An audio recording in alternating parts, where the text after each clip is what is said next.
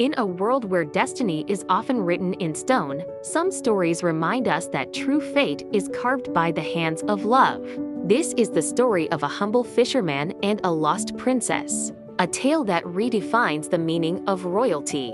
The river shimmered under the gentle blush of dawn, each ripple a silent witness to a life of solitude.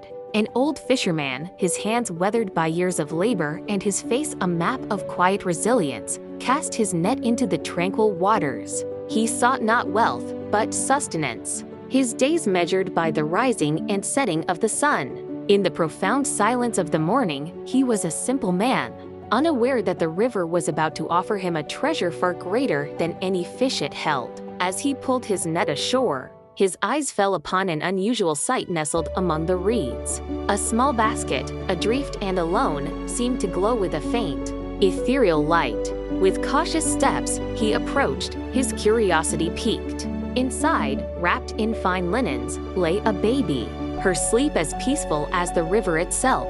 A wave of surprise washed over him, quickly followed by an overwhelming tenderness. As he lifted the infant into his arms, he felt a connection that transcended understanding, a bond forged in that miraculous moment. The years that followed were woven with threads of simple joy and profound affection. The fisherman raised the girl as his own, naming her Anya.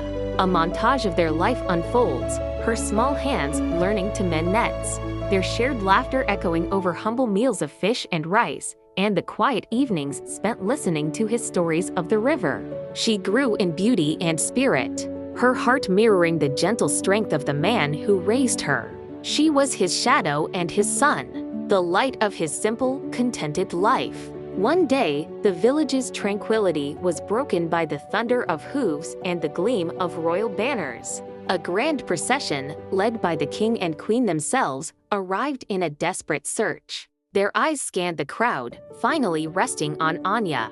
They recognized the intricate emblem on a small pendant she had worn since infancy, a crest belonging to the long-lost princess. The revelation swept through the village like a tidal wave, changing her world in an instant. Now adorned in regal silks and jewels, she stood before the court, a princess restored to her birthright. Yet, as she looked at the assembly, her gaze sought out one face, the old fisherman, standing humbly at the edge of the crowd. Tears streamed down her face as she ran to him, enveloping him in a heartfelt embrace that spoke volumes. In that moment, she was not a princess of the realm, but a daughter of the river. She honored him before all, proving that the truest crown is not made of gold, but of gratitude. And the noblest bloodline is the one that flows from a loving heart.